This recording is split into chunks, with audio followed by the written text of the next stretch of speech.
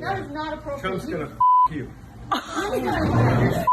You f***ers need to leave. Oh, you need to. You do not talk No, about you that need like to that. leave. What's wrong with you? An Asian piece of Oh my God. A Silicon Valley CEO's anti-Asian rant went viral, forcing Solid 8's Michael Lofthouse to apologize. Anti-Asian incidents like this have only been increasing as President Trump continues to use phrases like Kung flu. Even after the World Health Organization discouraged coronavirus names that stigmatize groups of people, President Donald Trump continues to use anti-Asian racist descriptions to describe COVID-19. It's got all different names. Wuhan. Wuhan was catching on. For conservative Asian Americans who once supported President Trump in 2016, how are they reconciling the support of the president and his use of racist words? For that, we spoke with Cliff Lee, the executive director of the National Committee of Asian American Republicans. He was also on the Asian Pacific American Advisory Committee for the 2016 Trump-Pence campaign. It concerns us more that the crowd actually chanted about the Kung flu virus. And certainly the president worked with it.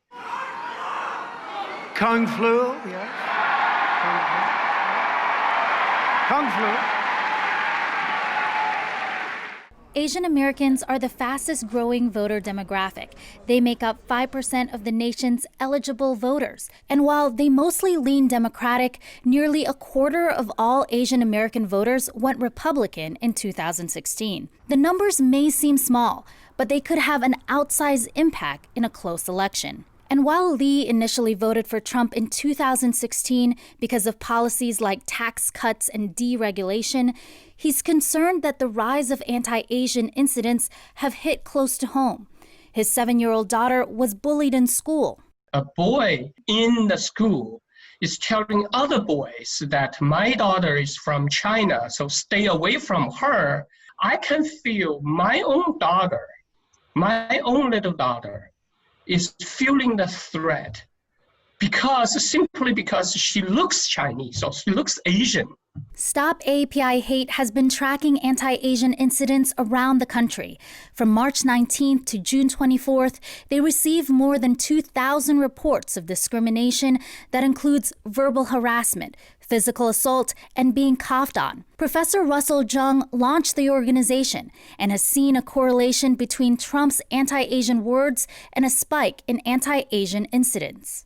Using those terms creates the association that the virus is Chinese and that Chinese people have the virus. And by creating that association, people then develop an implicit bias and began to racially profile Asians as being diseased, blaming people for the disease rather than it just being a natural virus. That opened up license for people to harass and attack Asians. Despite President Trump's use of racist terms and hateful actions of some of his supporters, Lee thinks there's a difference in the president's public and private persona because of the inconsistencies in his messaging.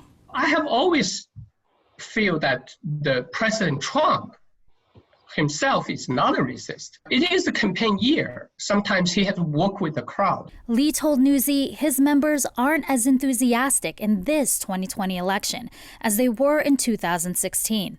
Based on their survey, 40% will vote for Trump, and the other 60% aren't sure.